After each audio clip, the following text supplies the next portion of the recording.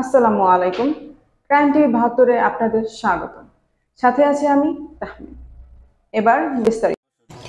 পাগলা থানায় পাগলের সুখ মনে মনে গভীর রাতে জিকির করেন নূর হোসেন সুমন। 01716404205।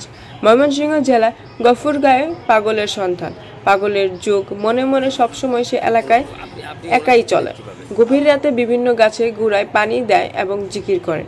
নিজের পায়ে নিজেই রশি বেঁধে রাখেন তিনি। মানসিক ভারসাম্যহীন লোকটি সবসময় কম কথা বলে। পায়খানা প্রস্রাব কখন কখন কোথায় করেন আজও কেউ দেখেননি। এই এলাকার লোক তাকে কোনো প্রশ্ন করিলে সে উত্তর নাও দেয়, আবার কখনো দিয়েও থাকে। বাড়ির ঠিকানা জিজ্ঞাসা করলে তার নাম চাঁদ মিয়া, বাবা শাহেদ আলী, দাদা জামাল উদ্দিন, গ্রাম কুরখায়া, থানা ফুলবাড়িয়া, জেলা ময়মনসিংহ।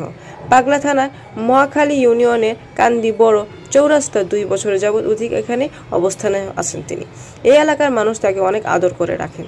মহাখালী ইউনিয়নের শ্রমিক দলের সভাপতি বাতেন আকন্দ এবং ইউনিয়নের শ্রমিক দলের নেতা জসিমউদ্দিন সরকার নিয়মিতভাবে পাগলের দেখাশোনা করে যাচ্ছেন।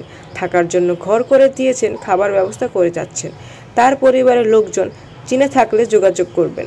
মহাখালী ইউনিয়নের কান্দি চৌরাস্তা বর্তমানে তার অবস্থান আছে। ইউনিয়নের শ্রমিক দলের সভাপতি বাতেন আকন্দ ছোট্ট একটা ঘর করে দিছে।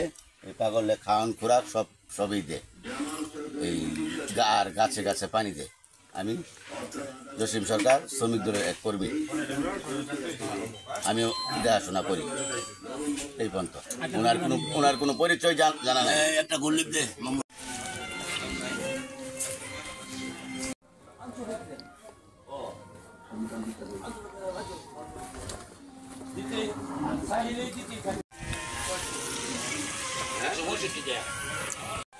কিছু